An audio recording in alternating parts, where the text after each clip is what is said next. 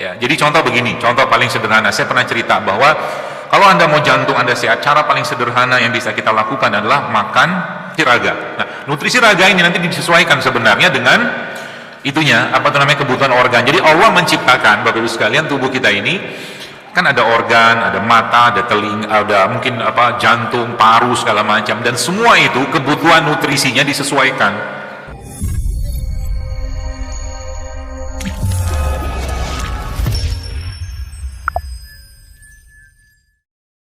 Yang kedua, sa'atun yuhasibu fiha nafsahu, ya, waktu kita bermuhasabah. Muhasabah. Ini umur segini udah ngapain aja? Udah karya apa yang kulakuin? Sudah berbuat apa untuk agama Allah, untuk keluarga, gitu loh. Jadi kita bermuhasabah, ya. Jadi supaya apa? Supaya jangan waktu itu gini-gini aja terus, nggak ada karya, nggak ada kebaikan. Tapi ibu-ibu mah, Anda tuh, ya, saya kasih tahu kepada Anda, sebenarnya perempuan tuh paling gampang masuk surga. Serius, paling gampang. Ya, tapi paling gampang juga masuk neraka. Ya, beberapa yang disebutkan, Nabi pun menyebutkan, dia di rumah menjaga suami, mengurus anak, menjaga kehormatan suaminya, menjaga harta suaminya, dan menjaga kehormatan dirinya, dia bisa masuk pintu surga. Masuk surga di pintu mana saja, semudah itu. Benar, tidak mudah, karena kan ada yang ngintip Anda, setan iblis itu. Ya, ya, makanya Nabi menyebutkan lagi, ya, bahwa penghuni neraka terbanyak, ini kan sebenarnya kalimat ini nggak enak buat kita dengar, gitu. Ya, adalah wanita. Tapi Nabi sebutkan di situ solusinya apa, supaya wanita tadi tidak masuk, kata Nabi gitu kan, memperbanyak istighfar sama memperbanyak sedekah. Begitu nasihat Nabi kepada para wanita, gitu. Jadi itu bisa Anda kerjakan, ya. Nah, ini yang kedua. Jadi waktu kita bermuhasabah dengan diri kita, jadi duduk merenung, nih ngapain, udah umur segini nggak ngapa-ngapain, ya, sudah segini nih belum ada peningkatan amal, gitu loh, ngobrol, ya. Nah, yang ketiga, waktu kita, ya, untuk kumpul dengan teman-teman. Bahasa sekarang, kongko. Lihat, urusan kongko dalam agama ada loh. Seru kan Islam ini? Jadi sebenarnya kalau Anda mau baca sedikit di berbagai kitab dan berbagai kajian-kajian itu ada. Ya. Disebutkan situ waktu yang ketiga itu adalah waktu kita kongko, kumpul sama teman. Tapi di situ dikasih syarat. Syaratnya apa? Syaratnya adalah carilah teman yang tidak hanya pandai memuji, tapi juga bisa menyebutkan kurang dan cacatnya kita untuk kita perbaiki. Cari teman yang kayak begitu. Ya, wah, kamu cantik sekali hari ini, kamu ganteng sekali, kamu begini, kamu tuh puji terus. Ya, nah itu teman yang tidak masuk di sini. Ya, syarat yang pertama. Ya, jadi syarat yang kedua adalah teman yang jujur dengan dirinya dan diri kita juga. Nah, itu syaratnya. Itu yang waktu yang ketiga. Ya. Nah, waktu yang keempat, ini yang menarik. Ya, waktu yang keempat. Sebutkan di situ bahwa waktu yang keempat adalah waktu untuk menikmati kita dan diri kita. Bahasa kita apa? Me time. Me time. Jadi kalau Anda sukanya apa, tapi ada syarat. Tapi di syarat di situ diberikan syarat. Syaratnya apa? Syarat pertama, dia harus halal. Ya, syarat kedua, dia harus indah dan lezat. Kalau makanan lezat, indah, gitu. Dikasih syarat dan nggak berlebihan. Ya. Jadi itu ada 4 waktu. Nah, yang menariknya, ya, yang menarik apa? Kan ada 3 tadi, ada 4 kan? Ini kaitannya dengan emosi masalahnya. Ya. Jadi waktu yang keempat ini, atau bahasa kita tadi apa? Me time itu, justru waktu terakhir ini, Bapak Ibu sekalian, jamaah sekalian, waktu yang membantu kita untuk beramal dan optimal di 3 waktu yang di atasnya. Paham ya? Jadi justru malah me time itu membuat kita bisa beroptimal atau beramal dengan lebih baik lagi di 3 waktu yang tadi di atas itu. Ya, makanya bisa jadi kita tuh perlu keluar aja sebentar. Ya, ketemu teman, boleh nggak? Boleh aja. Ya, atau mungkin Anda apa tuh namanya, sukanya jalan, udah lama nggak jalan, minta izin sama suami, yuk jalan yuk. Ya, jalan kemana? Ke pasar boleh, atau kemana? Jangan ke kuburan pula. Ya, yang seruan dikit lah. Ya, itu. Jadi waktu yang keempat ini. Nah, dalam konteks penyakit juga sama. Tadi saya jelaskan di awal tadi. Sebenarnya bisa jadi yang dibutuhkan tuh adalah nutrisi yang kaitannya dengan emosi tadi. Me time-nya dia, dihargai, dipeduliin, dihormati, diterima kasihin gitu loh. Ya. Karena selama ini dia nggak dapat me time-nya. Ya, nggak dapat me time-nya. Jadi me time ini boleh yang kita sering-sering lakukan, boleh asal jangan berlebihan, halal, baik, lezat, nikmat gitu. Jadi contoh, Anda misalkan, tapi jangan meletakkan hidup Anda pada kebiasaan ya. Ini yang biasanya saya larang banget. Contoh, saya tuh kalau pagi nggak ngopi pusing saya. Ini kacau ini orang itu. Ya. Yang bagus gimana? Kalau pagi ada kopi, ngopi, alhamdulillah senang. Nggak ada kopi, minum teh. Nggak ada teh, minum air putih. Nggak ada air putih, puasa saya. Selesai. Jadi hidup itu easy going aja terus. Ini kadang-kadang meletakkan, kalau saya nggak ketemu itu, kalau begini begitu segala macam, gitu aja terus hidupnya. Ya, nggak boleh. Ya. Jadi kita harus punya prinsip di situ. Ya, jadi me time ini Anda nanti cari. Mungkin Anda sudah lama tidak me time. Atau yang sakit ini, ya, karena apakah orang gini? Bisa jadi ya, contoh nih, saya pernah cerita di sini juga. Seorang ibu ya yang sudah punya anak, yang sudah keluarga dan sudah pindah dari rumahnya dia misalkan, umumnya itu kan senangnya itu nginepnya atau tinggal di anak pertama biasanya ya. Tapi ya ada waktu dia harus tinggal di anak nomor sekian-sekian yang sebenarnya dia nggak terlalu dekat gitu kan. Ini wajar saja dalam agama. Bahkan kita tahu Nabi Yakub saja lebih cinta Nabi Yusuf. Wajar, nggak masalah. Gitu kan? Nah, itu ya bisa jadi masalah buat si ibu tadi secara kesehatan. Ya, bisa jadi masalah. Ya.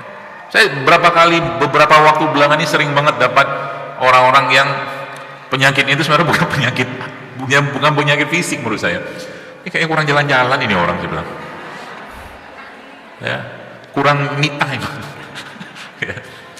Kurang ngobrol, kurang apa, kurang ini segala macam gitu-gitu aja sebenarnya kan. Masalah itu bukan dia makannya sehat, bahkan sering puasa coba. Sering puasa, kadang-kadang puasa sama sahur pun nggak makan banyak. Coba apalagi jangan-jangan nutrisi yang ini yang diperlukan. Paham ya? Jadi jangan semua tuh kita merasa wah nih harus minum madu ini, belum tentu. Bisa jadi dia diajak pergi ke peternakan madu itu jauh lebih bahagia buat dia. Atau mungkin pergi ke pantai, macam-macam lah, tiap orang kan punya kegemaran masing-masing.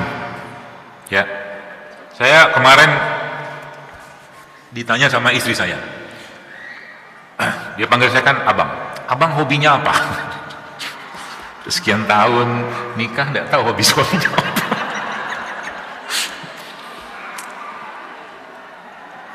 Anda tahu nggak hobi Anda apa? Tahu nggak? Jangan-jangan nggak tahu. Nah, hobi itu kaitannya dengan ini tadi, me time itu loh. Ya, kalau Anda nggak tahu hobinya Anda apa, nanti mentok tuh yang 1, 2, 3 tadi itu nggak optimal dia, beneran. Ya, dia tuh sebenarnya pengen jalan-jalan, pengen apa, ya. Akhirnya ibadahnya kepikiran. Gitu-gitu aja. Itu bukan was-was setan. Karena nggak dapat me time-nya. Ya. Nah, termasuk tadi orang sakit. Ya. Tadi saya nggak usah jawab lah hobi saya apa ya. Hobi saya apa ya? Man arafa rabbahu faqad arafa nafsahu. Barang siapa ingin mengenal Tuhannya, maka dia harus mengenal dirinya. Katanya begitu. Jadi harus tahu. Sehingga nanti apa? Anda itu bisa Anda selipkan dalam doa-doa Anda atau doa-doa kita. Ya. Hobi saya itu bertemu orang. Hobi saya itu ngobrol tentang kebaikan. Kayak begini nih. Ya. Ketemu ibu-ibu, bapak-bapak di sini tuh buat saya tuh bahagia. Ya. Karena kan wallahu alam dari berapa yang hadir di sini gitu kan ada satu aja misalkan ibadahnya lebih baik gitu kan. Kan saya dapat pahala. Nah itu. Begitu ceritanya. Jadi kita itu ya mulai berpikirnya itu hari-hari kita itu kira-kira apa yang saya bisa lakukan kebaikan hari ini untuk orang lain gitu loh mikirnya. Anda tahu, pasti tahu lah. Mesir tahu ya? Tahu kan? Udah pernah ke sana? Belum, sama. Sekarang saya tanya, siapa orang yang paling banyak pahalanya dari amal ibadahnya orang Mesir? Coba. Tahu nggak?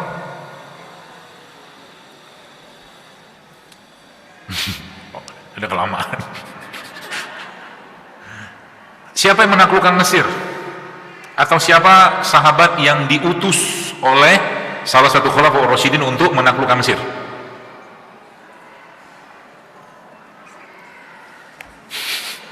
Nggak tahu, nggak apa-apa, nggak dikeluarin kok.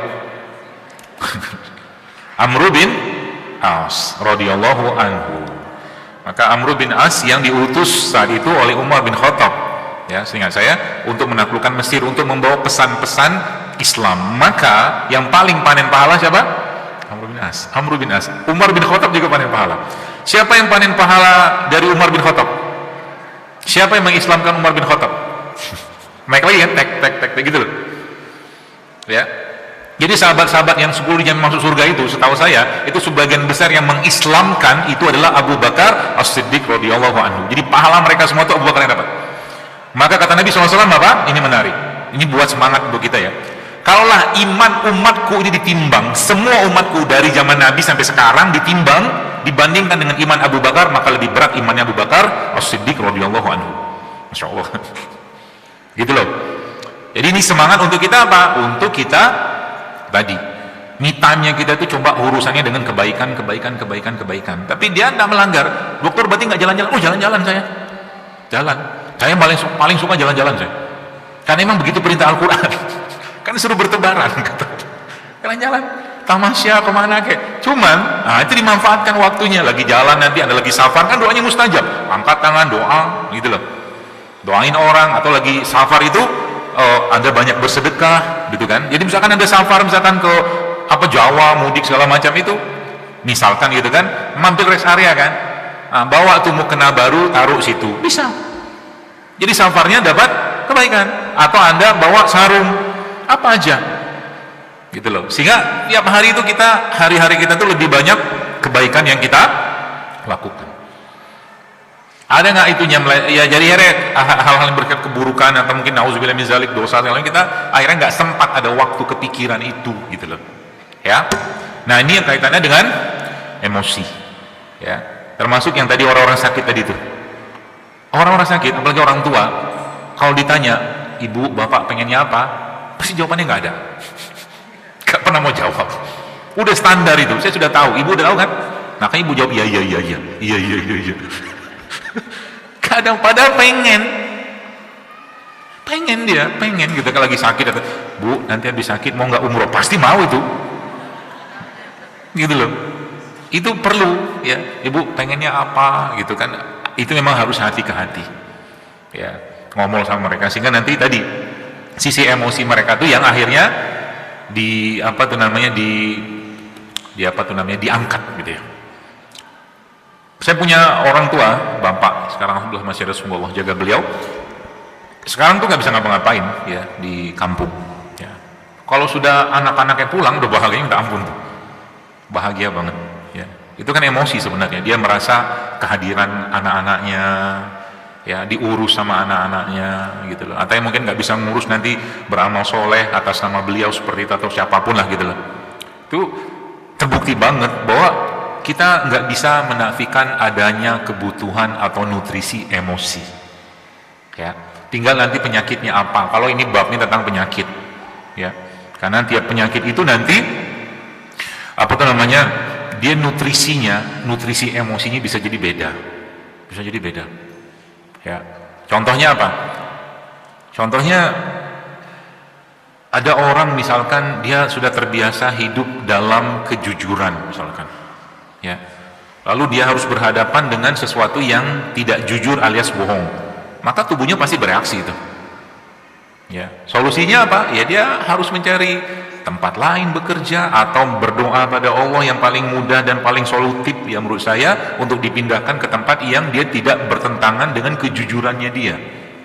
Dan itu saya sering dapatkan orang-orang kayak begitu ya, tiba-tiba dicek ini enggak, semua lab diperiksa aman-aman saja, cuman dia badannya nggak sehat, nggak fit segala macam. Itu masalah emosi sebenarnya, yang bukan hanya emosi tapi nilai ya, mungkin ya, nilai dalam kehidupan yang dia pegang yang mungkin diwariskan oleh orang tuanya, yang itu secara langsung tidak langsung terlanggar dalam pekerjaannya. Itu bahaya itu ya. Saya adalah seorang yang pernah nanya ke saya, dia seorang yang setahu saya baik gitu kan, bahkan dekat dengan Quran, tapi dia akhirnya bekerja di satu tempat yang setahu saya itu tuh jauh dari nilai-nilai agama.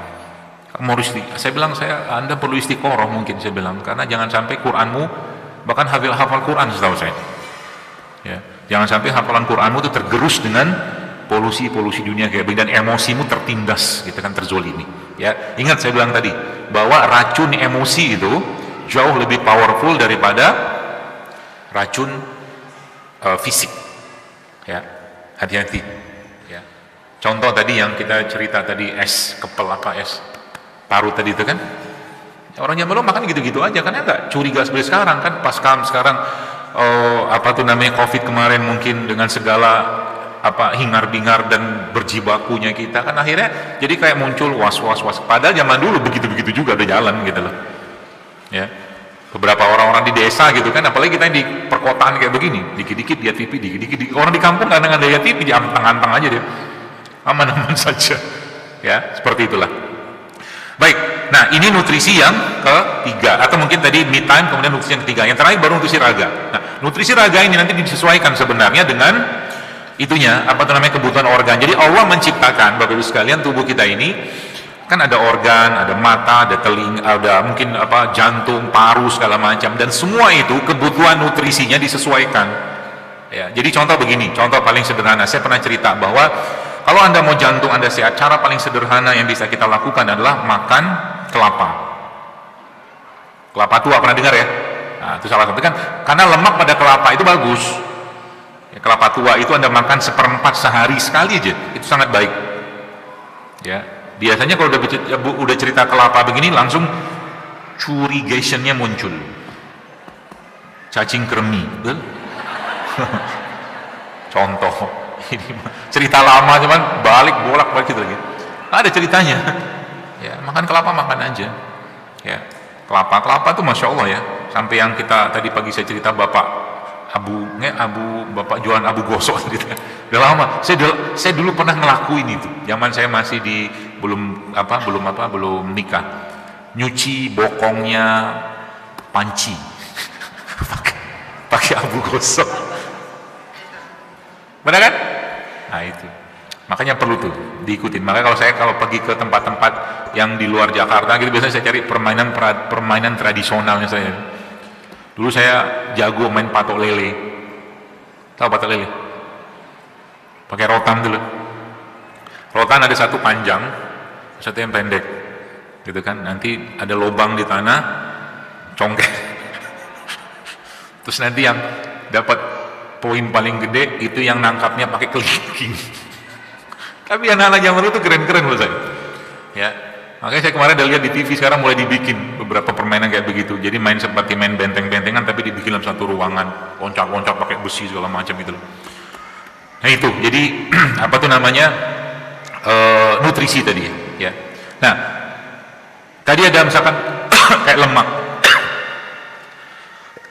Kalau yang 3 tadi Anda sudah penuhi, Bapak Ibu sekalian, jamaah sekalian, ya, maka yang keempat ini saya dia sudah aman-aman saja sebenarnya, relatif aman. Ya. Dan kita akan paham, ya apalagi orang sudah menjaga imannya, menjaga hatinya. Contoh ya, orang yang lebih merasakan kenikmatan dalam berpuasa, dia akan lebih mencintai berpuasa daripada makan, kan gitu. Nah, turun lagi tuh. Kalau dia sudah merasakan kenikmatan makanan dan itu dibungkus atau dipagerin dengan keimanan, maka makanan pun dia akan pilih-pilih, halal, thayyib, gitu-gitulah ya. Nah, yang bab di bawahnya lagi itu justru malah yang turun, urusan apa makanan tadi udah yang dimakan nggak bener, nggak sehat, berlebihan pula. Jadi itu levelnya kayak begitu nanti. Ya. Jadi kalau kita sekarang masih berada yang di fase pertama, udah makannya nggak beres, berlebihan pula, ya, naikin ke level berikutnya. Ya, makanya diperbaikilah. Mulai makan yang sehat. Emang ketawa-ketawa ini biasanya yang pelaku-pelakunya. Cengar-cengir gitu kan. Ini contoh nih, kalau saya nyontoh, ada satu buku saya beli kemarin tuh, judulnya, sebelumnya saya beli buku judulnya Atomic Habits. Yang terbaru saya belum beli buku lagi judulnya Tiny Habits. Tiny, apa ya, kebiasaan tipis mungkin bahasa kita. Tapi inti buku itu apa? Ini kalau seandainya Bapak sekalian ya, kita bisa menerapkan sunnah-sunnah Rasulullah SAW keseharian kita jauh lebih powerful daripada buku ini. Beneran.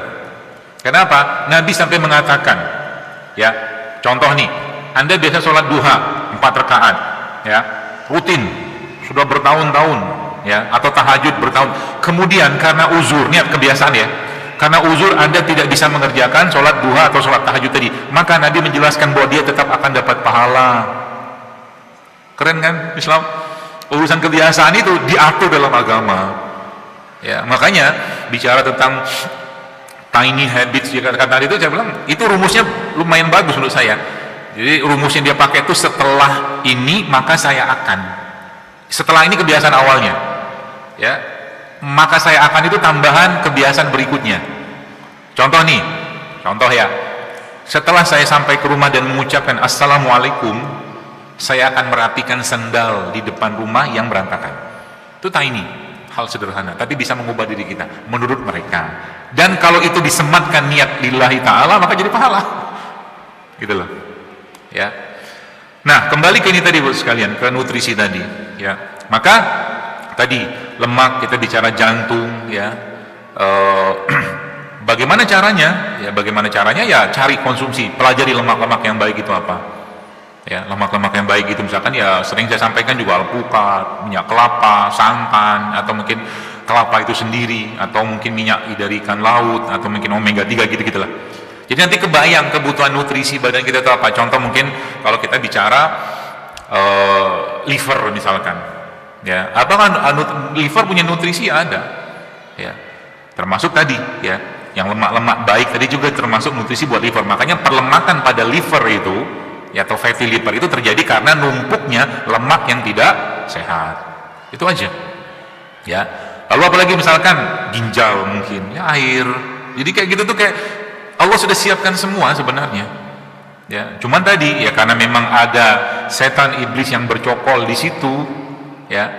Makanya apa tuh namanya? Kita kadang-kadang terjebak. Ya. Contoh yang sudah terbiasa makan gak sehat, ya mulai memaksakan diri lah, ya, memaksakan diri untuk lebih banyak makanan sehat yang dimakan, ya. Nanti ketahuan tuh ada nutrisi misalkan buat darahnya apa, misalkan gitu kan, ya buah bit, kemudian liver, ya, jeroan-jeroan yang sehat itu sebenarnya asal tidak berlebihan, ya. Jeroan tuh setahu saya terakhir saya baca tidak masalah dimakan, kalau saya pandangan saya, asal jangan berlebihan, ya, itu. Kemudian apalagi? Ya secara umum kebutuhan nutrisi kita hari-harian lah, ya, ya. Air, kemudian mungkin karbohidrat yang sehat, ya. Makanya saya sering kadang-kadang mikir kenapa sekarang banyak apa namanya, banyak produk-produk yang menggunakan gula pasir di mana-mana, ya. Ya pernah saya ceritakan, ya mungkin hipotesis ala-ala saya saja, ya, karena bisa jadi mungkin banyak orang yang sekarang bukan, jadi gula pasirnya atau manisnya itu perlambang dari cinta dan kasih sayang yang kurang dia dapatkan, sehingga dia mencari dalam bentuk yang lain. Masih mending gula pasir daripada yang aneh-aneh, nah gitu sih. Ya, tapi gula pasirnya bukan sesuatu yang baik, ya, maka dikembalikan gitu kan. Makanya dalam sebuah penelitian yang pernah saya baca atau tulisan gitu kan, bahwa ternyata makan di rumah itu bagus bareng-bareng, ya, masak sendiri, kumpulin anak, istri, suami, semua makan bareng, ya, itu salah satu cara untuk membangkitkan kebahagiaan, ya.